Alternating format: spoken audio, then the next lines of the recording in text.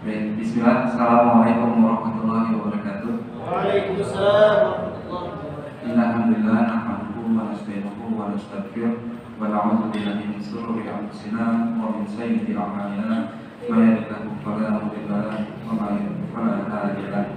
Asyhadu an la ilaha illallah wa la syarika lahu wa asyhadu anna Muhammadan abduhu wa rasuluhu la nabiyya ba'dah. Alhamdulillah, kita panjatkan puja dan puji syukur kita kepada Allah Subhanahu wa taala yang banyak memberikan kita nikmat iman, nikmat Islam, juga nikmat sehat kita pada siang hari ini. Mudah-mudahan ini menambah rasa syukur kita kepada Allah Subhanahu wa taala.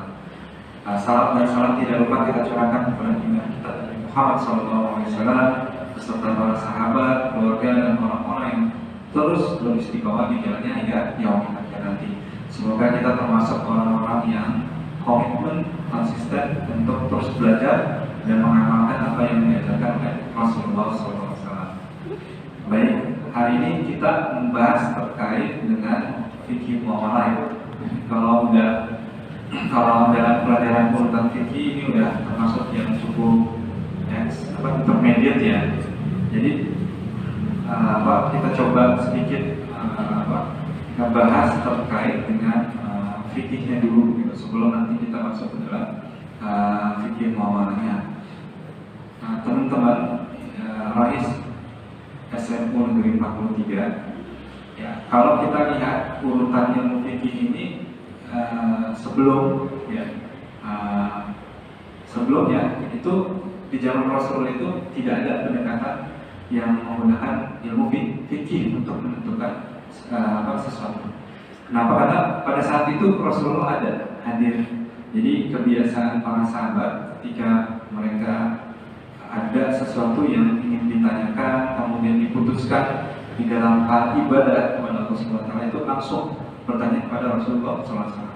Kedua, situasinya juga waktu itu pada kelompok kecil saja, pada kelompok kecil ya, 40 orang, kemudian 80 orang. Jadi secara silang budaya, kemudian kebiasaan yang terjadi di dalam sebuah kelompok tersebut itu nggak luas, nggak besar. Jadi bisa diputuskan langsung ketika itu dengan Rasulullah SAW. Tapi mulai ketika Rasulullah wafat, kemudian masuk ke zaman Abu Bakar, ya kan? Bahkan ketika Rasulullah wafat saja itu sudah ada perbedaan pendapat antara orang yang membayar zakat dengan tidak. Wah, ini repot gitu. Sehingga waktu itu porosnya diserahkan kepada pimpinan tertinggi pada saat itu, Abu Bakar, bahwa orang yang tidak membayar zakat ya itu sama saja dengan orang yang tidak mengerjakan sholat. Kenapa? Karena di dalam Al-Quran ya selalu saja disandingkan zakat itu wa aqimis shalah wa atuz zakat. Ada kalimat yang tidak terpisah. Jadi seakan-akan jadi satu perintah.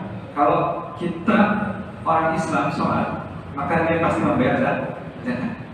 Nah ini sehingga pada saat itu orang yang tidak membayar zakat harus diperangi, karena orang yang tidak membayar zakat itu sama saja dengan orang yang tidak melakukan sholat. Orang Islam kalau nggak sholat artinya apa? Bukan orang Islam lagi. Agamanya sudah jatuh. Ya, ini terus sampai akhirnya di zaman Umar bin Khattab ya, masuk ke khalifah kedua, itu semakin rumit karena kekuasaan umat Islam pada saat itu semakin luas. Bahkan di zaman Umar bin Khattab 2/3 dunia pada saat itu sudah dikuasai oleh umat Islam. 2/3 dunia, termasuk wilayah Asia ini juga tersentuh oleh umat Islam. Ini dulu daerah namanya Mesopotamia, ya, daerah kekuasaan Persia. Ya, jadi kita bisa tahu di zaman Umar bin Khattab ya, kekuasaan Persia jatuh, ya, ambruk ya di tangan umat Islam. Jadi termasuk daerah Mesopotamia ini termasuk daerah kekuasaan umat Islam.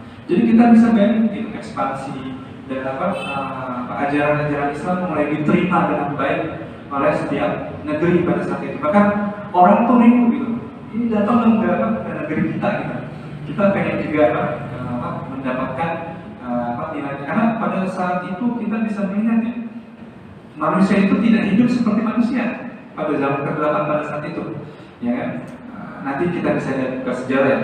Bahkan perempuan itu dianggap bukan lagi makhluk manusia ya, dianggap sebagai tukang sihir ya. Sehingga kalau bahkan kita juga bisa melihat ya Pak di Arab, kalau ada wanita lahir itu langsung dikubur hidup itu nggak jauh berbeda di wilayah-wilayah Barat, Asia dan yang lain-lain. Jadi kekuasaannya semakin tinggi dan perlu satu standar yang memudahkan orang ya untuk belajar, karena pusat sahabat pada saat itu semuanya ada di Madinah. Ya, di zaman Umar bin Khattab, sahabat itu berkumpul di satu tempat. Masa kalau mau belajar Islam harus ke Madinah, kan jauh. Akhirnya khazanah ilmu Islam semakin kuat. Akhirnya ditulislah, dibakukan dalam bentuk ilmu fikih. Berkembang lagi nanti di zaman para tabi'in, ya. Ternyata ilmu fikih itu nggak cukup. Ketika masuk ke zaman tabi'in, Imam Syafi'i ya, itu udah bukan cuma antar negara saja, tapi sudah bagaimana memahami tafsir Al-Quran itu dalam bentuk bahasa. Sehingga ilmu fikih pada saat itu tidak cukup. Muncullah kemudian ilmu turunannya, yaitu usul fikih. Ya, nanti terus berkembang, ya kan?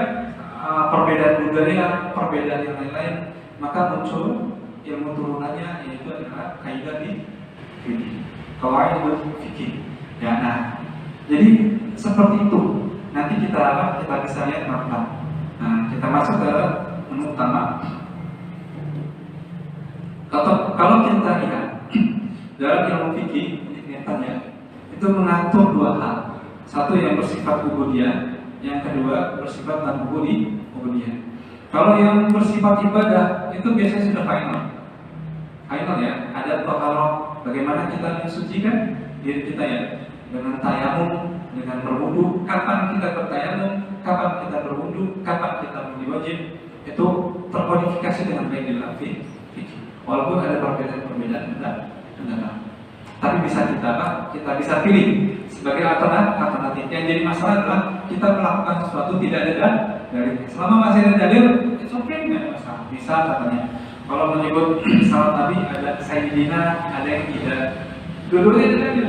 Semuanya dua-duanya sama-sama benar. Nah, kemudian ada tentang sholat, zakat, puasa dan haji. Ini yang terkait mengatur terkait dengan aturan ubudiyah. Nah, yang jadi masalah adalah yang non-ubudiyah terkait dengan pendekatan terhadap manusia. Ini banyak macam-macam, ada muamalah, ada pernikahan, ada kuliner.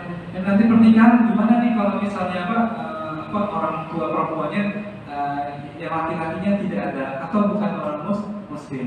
Kemudian bagaimana kan wajib ya di dalam rukun. Itu ada aturan-aturan fikih yang mengatur. Kuliner, ada yang halal, ada yang thayyib juga. Mana yang harus didahulukan? Ya, apakah yang thayyibnya juga atau yang halalnya juga? Pakaian juga begitu. Laki-laki diatur dari apa?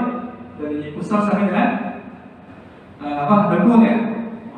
Tapi kalau kayak gitu gimana? Nanti ada bicara lagi ilmu tentang ada estetika dan lain-lain. Di non-ubudiyah ini subhanallah banyak hal-hal yang kemudian berkembang dan harus diselaraskan dengan Al-Quran. Di rumah itu juga ada aturan fikihnya di dalam. Kalau anak perempuan dan anak laki-laki nggak boleh dicampur dalam satu kamar, walaupun adik kakak.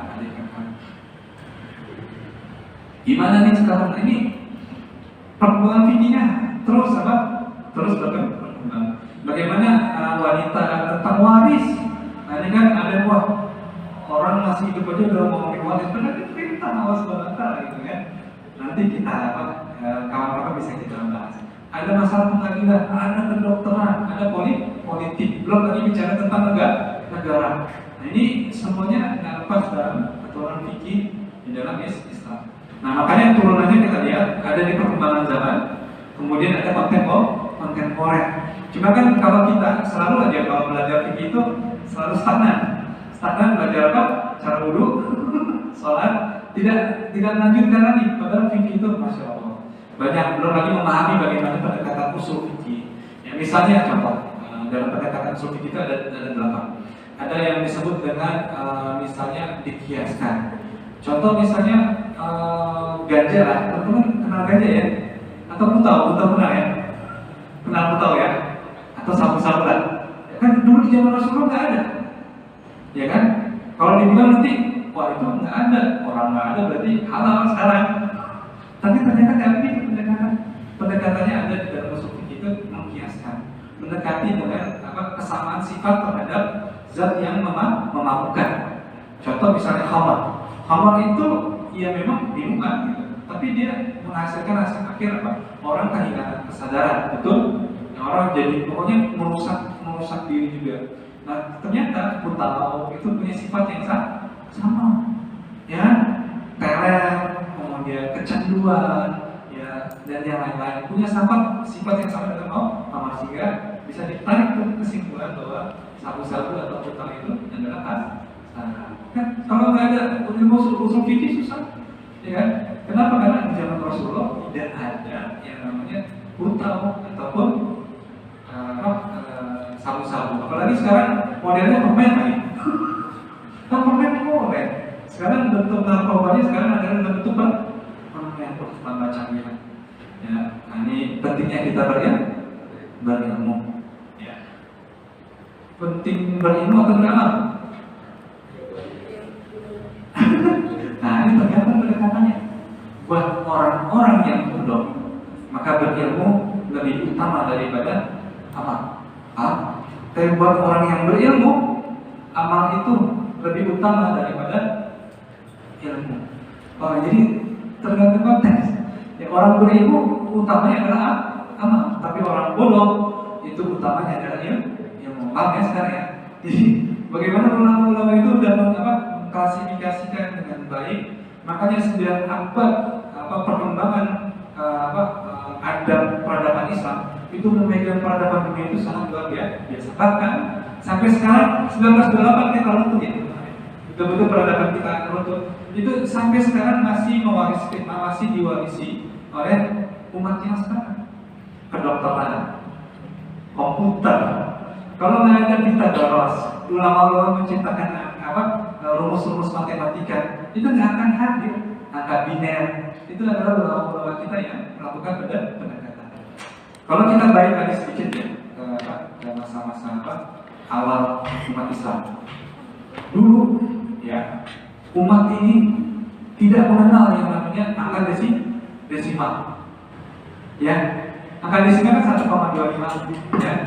Buktinya apa Bang? Kalau misalnya dulu nggak ada.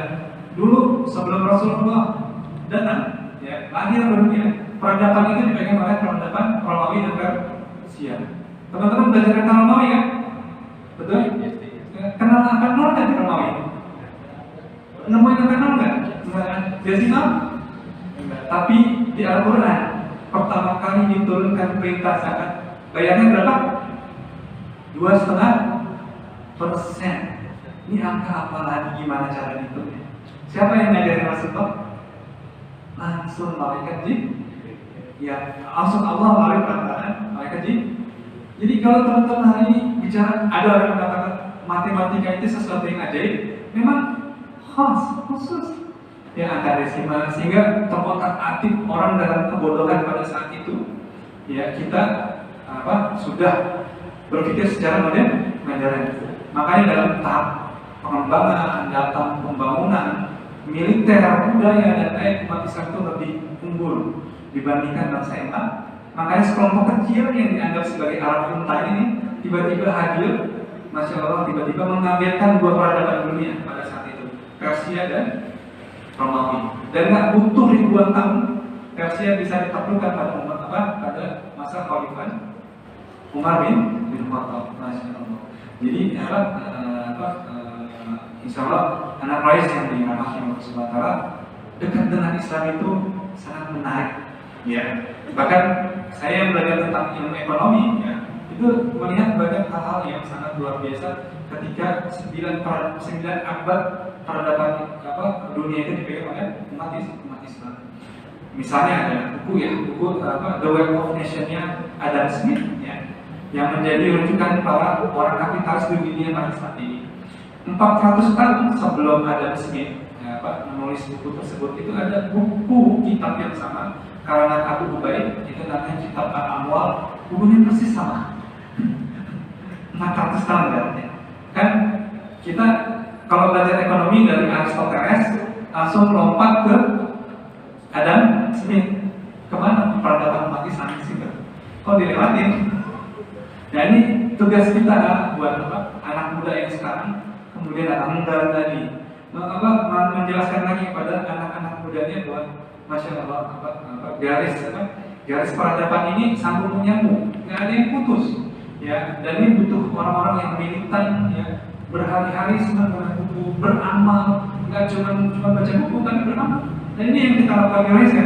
Bisa sedikit, wah udah diamalkan jadi MC, kemudian berazan, jadi imam. Sedikit kita yang punya, tapi masya Allah amalnya lebih banyak. Ya jangan nanti ilmunya banyak tapi berapa sedikit nantinya.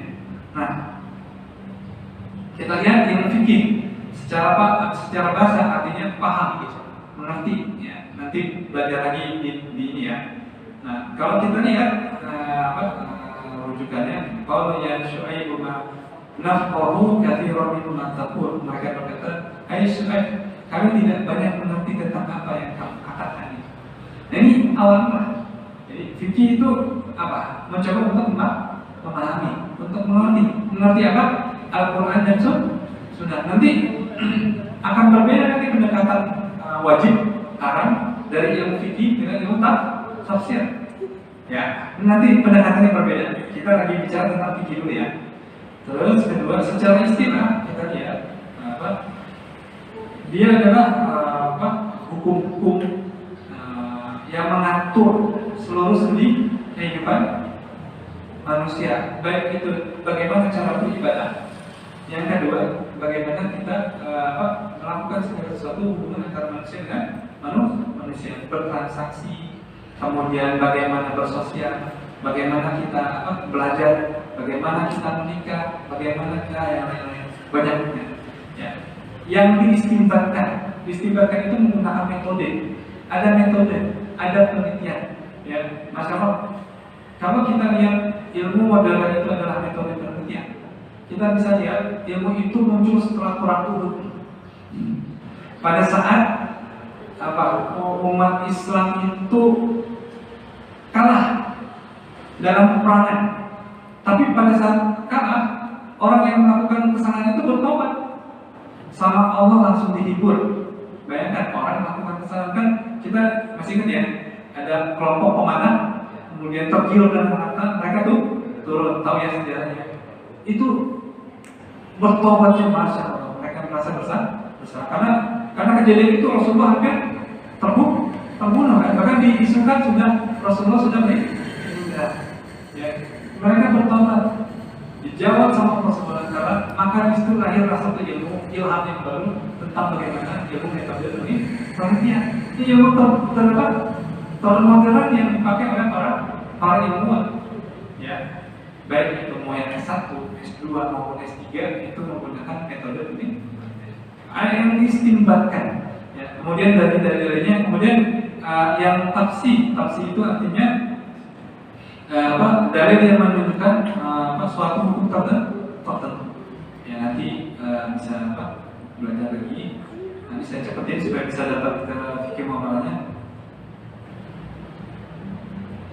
Nah kita lihat di sini Innallaha yaqbidu ilma intiza'an yantazi'uhu min al-ibad walakin yaqbidu ilma biqabdil ulama hatta idza lam yubqi 'aliman ittakhadha an-nas ru'usan juhala fasu'ilu fa'aftau bi ghairi ilmin faqdalu wa adaw.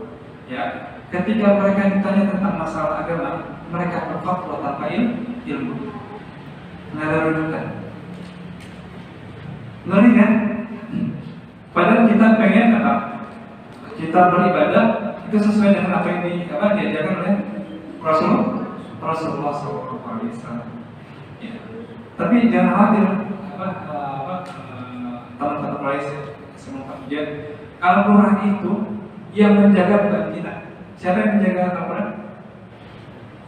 Nah, Allah Subhanahu dari 1400 tahun yang lalu sampai sekarang originalitasnya masih sama. Bukan kita yang menjaga, tetapi Allah Subhanahu.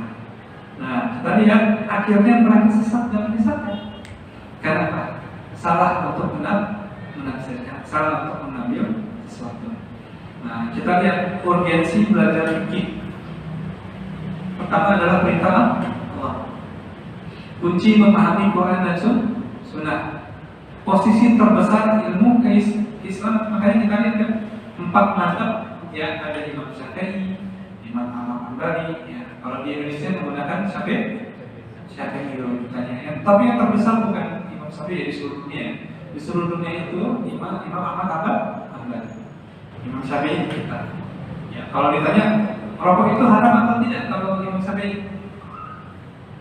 Haram. Orang yang mengambil Imam Syafi'i tetap aja masih merokok kan? Nah, ini kan konsisten. Keempat, melahirkan kembali ulama. Dengan seperti ulama itu apa sih? Orang yang berilmu. Ya, berilmu kan nanti ketika dia belajar fikih kemudian dibenturkan dengan kondisi konteks zamannya sekarang. Maka dia akan berusaha untuk merelevankan dengan Al-Quran, sehingga bagaimana mereka memahami narasi-narasi Al-Quran itu harus dilakukan pendekatan dengan ilmu-ilmu yang banyak. Nggak mungkin cuma satu. Yang memadukan ilmu sosial, memadukan yang lain, kemudian tetap dirujuk kepada Al-Quran. Masya Allah. Kan kalau kita lihat sepertiga Al-Quran itu isinya sejarah. Tetapi cara Al-Quran kemudian menampilkan sejarah itu bukan detail-detail sejarah. Ya. Yang diharapkan oleh umat Islam dengan sejarah itu bisa mengambil narasi hikmah di dalamnya, hikmah yang di dalamnya. Sehingga kita harus mencari lagi ya literatur yang kemudian menggunakan metode-metode yang dibenarkan. Waduh, Masya Allah, keren kan? Asas kebaikan umat ya gitu, derajat mulia. Orang kalau belajar ini gitu, kalau saya pasti fokusnya kepada fikih muamalah. Kalau tanya fikih sholat ya jangan sama saya. Ya nanti sama. Tapi kalau dasar-dasarnya oke lah ya. Tapi kalau nanti ya, udah ini ya saya harus berani bilang nggak tahu juga, harus tanya sama yang ahli di dalam fikih ibadah karena spesialisasi saya ada di fikih muamalah. Kemudian ulama akan diikuti, iyalah harus gitu. Kemudian menghilangkan perpecahan. Ya kan nanti bicara kunut sampai nggak kunut repot. Gara-gara kita bisa atau salam Nabi pakai saya ini ada nanti. Tapi kan sekarang ada YouTube, ada TikTok ya, subhanallah ya. Ustaz-ustaz mudanya udah mulai masa kita belajar lebih mudah kan. Gali-gali ada ulamanya, ada kitabnya, ada sebutin di situ di TikTok tuh banyak. Belajar tentang fikih-fikih yang ringkas ya. Kemudian menyiapkan ekstremisme, merasa paling benar ya. Kamu haram, padahal ingat bahwa dai itu bukan hakim. Dai itu adalah menyampaikan. Hakim itu yang menjudge salah atau benar. Kalau kita seorang pendai menyampaikan ilmu fikih, bukan menjudge orang haram benar. Kemudian yang terakhir adalah menentukan aliran sesat. Ya kan? Kadang ada yang ini nih ahli spiritual, wah, loh, jangan sampai nanti di situ ada unsur kesirikan. Ya begini ada guru spiritual kita, ingat puasa kita 30 hari. Ya yang kita bangun itu kan runtuh di depan Allah SWT kalau ada sedikit syirik saja di dalam hati kita. Ini hati-hati nih. Makanya kan dengan kita belajar fikih kita akan menentukan aliran-aliran yang tentang iman. Nah di surat At-Taubah ini jadi apa? Jadi kalau la naqom di firqah minhum ta'ifah, firqah ya minhum ta'ifah liyatafaqahu fid din. Mengapa tidak pergi dari tiap-tiap golongan di antara mereka beberapa orang untuk memperdalam pengetahuan mereka tentang beragama. Ini kondisi yang ayat ini diturunkan pada saat sedang perang besar saya lupa. Ya, jadi dilarang untuk semua orang ikut, karena pada saat itu para hafiz itu banyak yang syahid. Walaupun ini cita-cita tertinggi para sahabat ya, Akhirnya dipisahkan, jangan semuanya. Karena orang-orang yang hafiz ahli agamanya ini sudah mulai dia di sini dulu, tolong diajarkan 10, 100 orang, 1000 orang gitu. Akhirnya ada para ulama yang nanti siapa lagi yang akan mengajarkan para ulama ini sampai seperti ini. Kedudukan orang yang berilmu. Walaupun kalau orang berilmu itu pasti pengen ngambil kesempatan untuk berjihad. Ya, kita lihat lagi man yuridullah bihi khairan yufaqih fid din. Orang yang menghendaki kebaikan padanya akan dipahamkan dalam agama. Ini jaminan Allah Subhanahu wa taala. Orang yang berilmu kemudian punya niat untuk mengamalkan, saya pengen jadi ahli astronot, insyaallah dimudahkan. Saya mau jadi ahli ekonomi, insyaallah dimudahkan.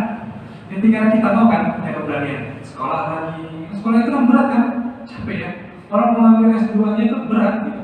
Kalau nggak punya motivasi, ya apalagi S3 berat lagi, nulis lagi, ya, baca buku lagi. Apalagi kalau sama Bang Fajar disuruhnya 50 hari satu hari 50 hari, belum lagi baca Quran, satu hari satu juz. Susah benar jadi orang Islam gitu kan. Tapi beginilah peradaban itu dibangun.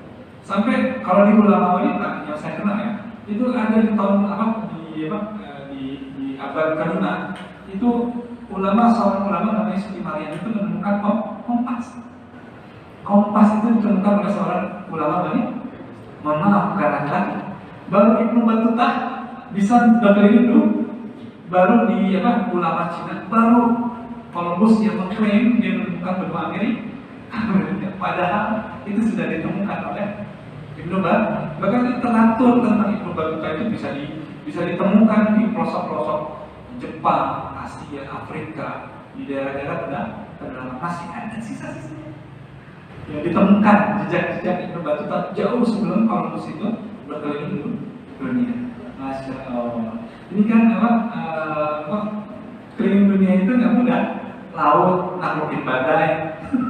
Ya, jadi dia bikin peta dan yang lainnya untuk menjawab satu ayat bahwa kan seringnya kali Al-Quran itu memberikan perumpamaan dengan makna sebuah kata. Ya, Masya Allah. Kita lihat lagi hukum fikih. Nah, ini pada akhirnya akan mengkodifikasi 5 hal ini: wajib, sunnah, mubah, makruh, haram. Supaya kita lebih mudah. Nanti nggak lagi bertanya-tanya, ini haram nggak ya? Oh, kalau nggak, kita jadi ingat kan? Oh ya, ini haram, sunnah, mubah, makruh atau haram? Oh iyalah, kalau haram udah nggak boleh nih. Apalagi kalau udah ditanya nih, hal terkait dengan kenapa tidak boleh makan babi, kalau udah perintah Allah Subhanahu wa taala, udah jangan ditanya lagi. Nanti ada aspek-aspeknya seperti itu. Karena aspeknya adalah perintah, ya. Dan itu dijawab bukan dengan ilmu lagi, tapi dijawab dengan iman. Teman-teman tahu bedanya iman sama ilmu? Apa bedanya iman sama ilmu? Kalau iman, kita mengikuti apa yang diperintahkan itu tanpa melihat kasat mata. Contoh sholat, pernah melihat kalau sholat kan? Enggak, karena mau sholat? Karena iman.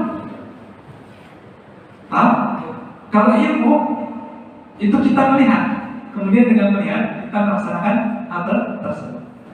Mana penduduknya lebih tinggi, ilmu atau iman? Iman. Ya, karena iman ini Masya Allah. Makanya wajar ketika peristiwa Isra Mi'raj, ya, sahabat itu pada bingung semuanya. Karena dicemooh sama orang kafir Quraisy, banyak kesempatan untuk menjatuhkan orang-orang Islam. Mana mungkin ada dari sini ke Palestina dalam satu hari, terus tembus ke langit, tiba-tiba besok udah nyampe. Nggak mungkin. Apalagi naik burung. Wah. Tapi sampai Umar bin Khattab itu gelisah, khawatir, dia nggak berani datang ke Rasulullah, datangnya ke Abu Bakar. Kemudian diketok pintunya, wahai Abu Bakar, celakalah. Karena orang kafir Quraisy ini diceritain semuanya, apa jawab Abu Bakar? Kalau itu yang yang dikatakan oleh Rasulullah dan ceritain seperti itu, maka aku yang pertama mengimani, percaya dengan apa yang itu membuat semua umat Islam pada saat itu berubah. Karena sudut pandang Abu Bakar melihat bukan dengan ilmu, tapi melihat dengan iman.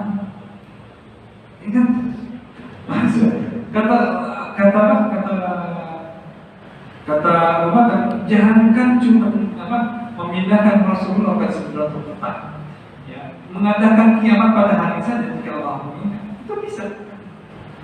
Apa yang kemudian tidak mudah dilakukan oleh Allah Subhanahu wa Ta'ala. Ini menyadarkan Umar bin Khattab pada saat itu.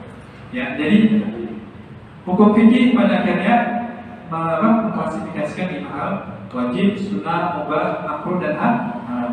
Nanti silakan dibaca ya. Kalau wajib dikerjakan berpahala, ditinggalkan berdosa. Kalau sunnah dikerjakan, ini teman-teman sudah beritahu. Tapi ini pendekatan dari sisi fikih. Nanti kalau ilmu tafsir definisinya berbeda ya. Ya, nanti kalau pendekatan ilmu tafsir, nanti kalau kemarin disampaikan sama Bang Rizky, wajib dikerjakan berpahala, ditinggalkan berdosa. Ini kok ada definisi yang lain? Nanti lihat dulu pendekatannya, apakah ilmu fikih atau ilmu tafsir atau ilmu hadis. Itu akan berbeda. Nanti dia. Nah, kemudian sumber hukumnya, proses terbentuknya hukum fikih, ya, itu adalah Quran dan Sunnah. Nggak boleh ada yang. Ya, sumbernya dua. Nah, Sunnah ini, masya Allah, luar biasa banyak. Ya, bahkan ada hadisnya, ukurannya kan ada yang hadis ahad, ada yang mutawatir, ada yang dhaif, ada yang masya Allah. Bahkan ada hadis pas. Ya, bahkan untuk men-tracing hadis itu ada banyak ya tracing. Yang paling mudah itu adalah metode dengan kitab Wetsing. Dulu saya waktu belajar, itu yang paling gampang buat saya. Dan kitab Wetsing ini ditemukan oleh misionaris. Seandainya dia masuk Islam, bukan misionaris ya, dia pasti orang paling masuk surga pertama menurut saya. Kenapa? Karena dengan kitab itu kita bisa tahu mana hadis palsu, mana hadis yang benar. Karena paling mudah ya untuk men-tracing mana hadis palsu dengan metode tersebut. Tapi masih banyak tuh bagaimana kita menggunakan metode mana memilah hadis yang palsu, mana yang tidak. Ya, hukumnya Quran dan Sunnah. Wah, belum banyak belajar ya. Dan kita lihat Sunnah dan Al-Quran dan Sunnah itu bersifat statis. Misalnya surat Al-Fatihah dari 1400 tahun yang sekarang sampai sekarang sama kan? Sama ya, paham ya? Kira-kira seperti itu. Kita lihat dalam realitas kehidupan dia dinamis.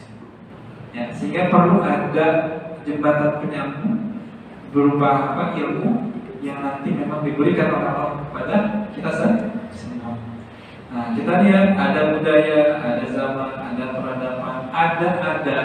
Ini kalau ada ini, kalau dihubungkan mana yang baik, mana yang tidak, kan kita bisa kan terjadi pergeseran. Bahkan dulu nenek moyang kita mencoba untuk melainkan ya menghubungkan antara adat dengan hukum agama, baik itu di Sumatera ya terutama ya.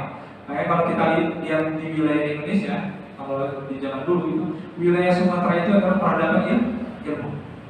Makanya ulama-ulamanya banyak di situ kan, terutama dari Aceh, dari Padang, dan biasanya orangnya tawadhu semua.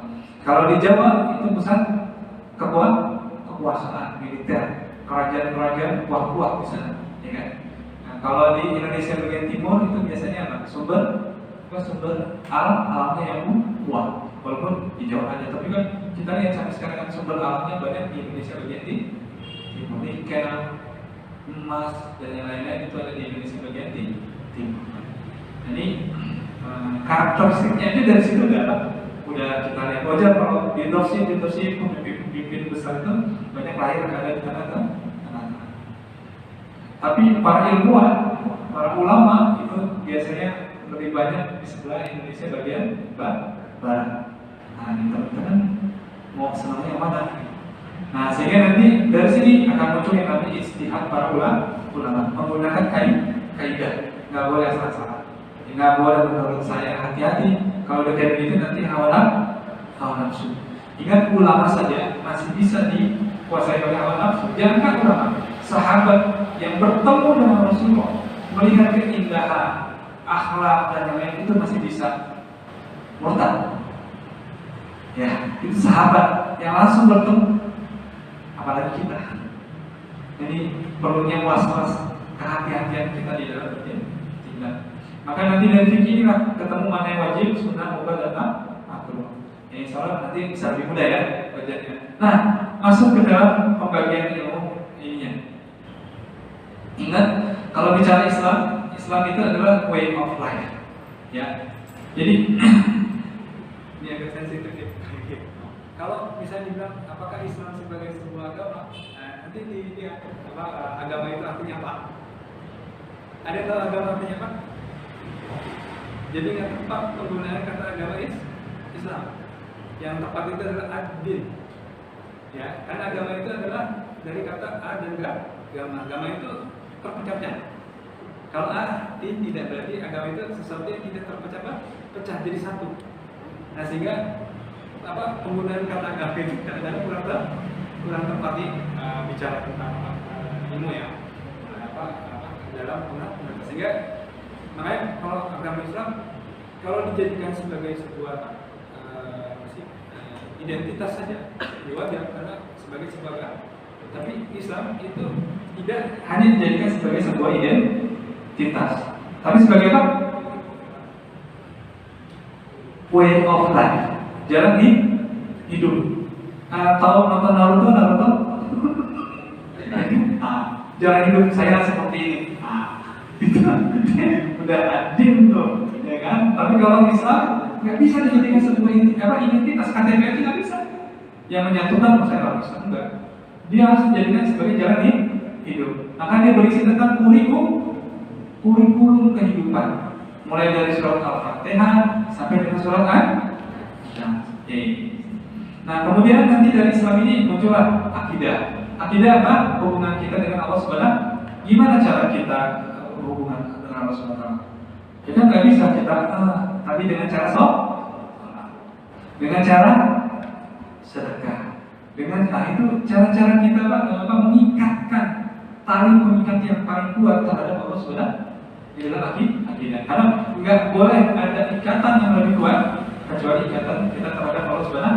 Nah, kalau ikatannya putus, kira-kira terikat kemana? Ya cuma ada satu lagi, ikatannya dengan setan. Paham maksudnya? Itu akidah. Kemudian ada syariah. Syariah ini aturan hukum. Dari mulai zaman Nabi Adam itu turun. Cuma kan bertahap. Di zaman Nabi Adam pertama hukum yang ditelurkan itu hanya bersifat mengatur tentang tata cara berkeluarga.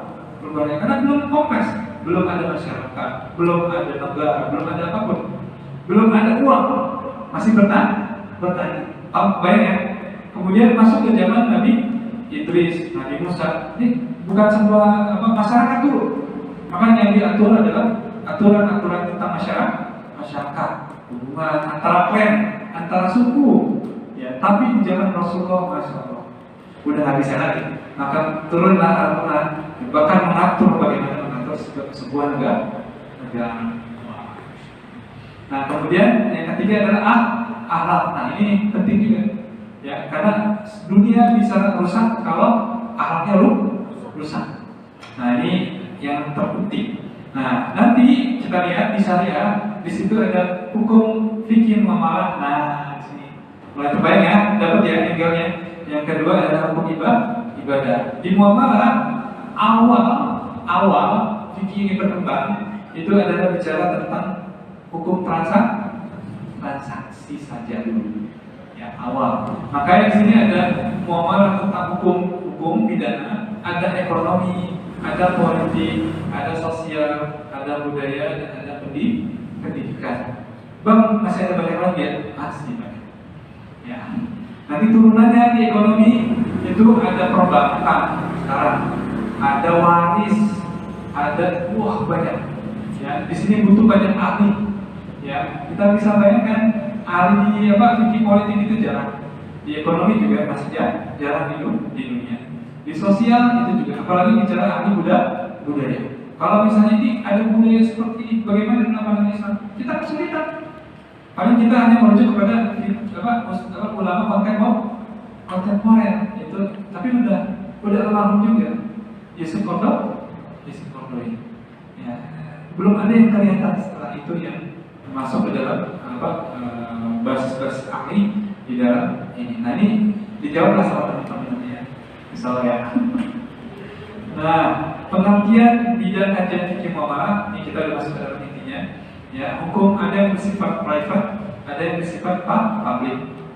Ya kalau private ini khusus, ada hukum internasional khusus mengatur. Di zaman Rasulullah juga ada, bahkan bayangkan dulu negara-negara pada saat itu pemerintah itu hanya berpikir tentang bagaimana perjanjian antar suku, antar agama di dalam sebuah negara.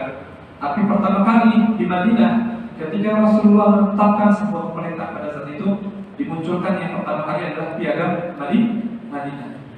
Hal yang sama itu dilakukan ribuan tahun di Amerika, yang untuk pemerintah pertamanya. Terus di Indonesia pernah meluncurkan piagam Jakarta, tapi Rasul sudah melakukan itu 1400 tahun. Pada saat waktu itu Romawi nggak pikir, saya nggak peduli sama mereka. Ya. Tapi ini diatur hubungan antar suku, antar beragama seperti itu. Mereka ingin mendapatkan hak-haknya, mendapatkan kewajiban. Wah keren banget. Ya, kalau kita lihat ilmu negosiasi, ilmu internasional, ilmu yang lain-lain itu udah modern banget di zaman Rasulullah. Cuman kita nggak ada yang tahu. Ya, di hukum perdata, hukum dagang, hukum acara itu udah diatur dengan baik.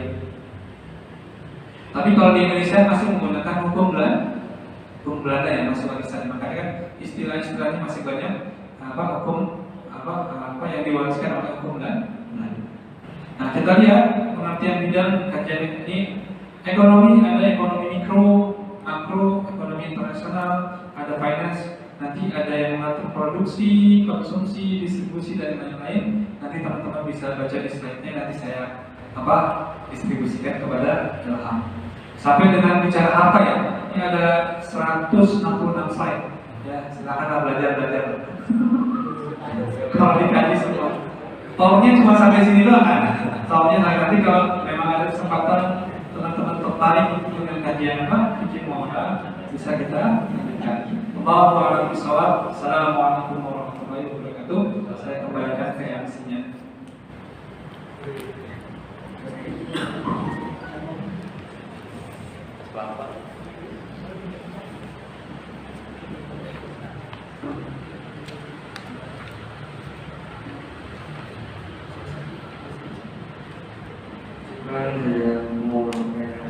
Pada hari sisa yang kami berikan materi yang insya Allah akan sangat bermanfaat bagi kita semua. Baik teman-teman, kita sudah dengan acara kita akan menutup acara ini dengan aktivitas banyak-banyaknya lalu dilanjutkan dengan membaca doa kepada majlis terbuka waktu ini. Dan kalau berbeda dengan membaca hamdalah, alhamdulillah rabbil alamin.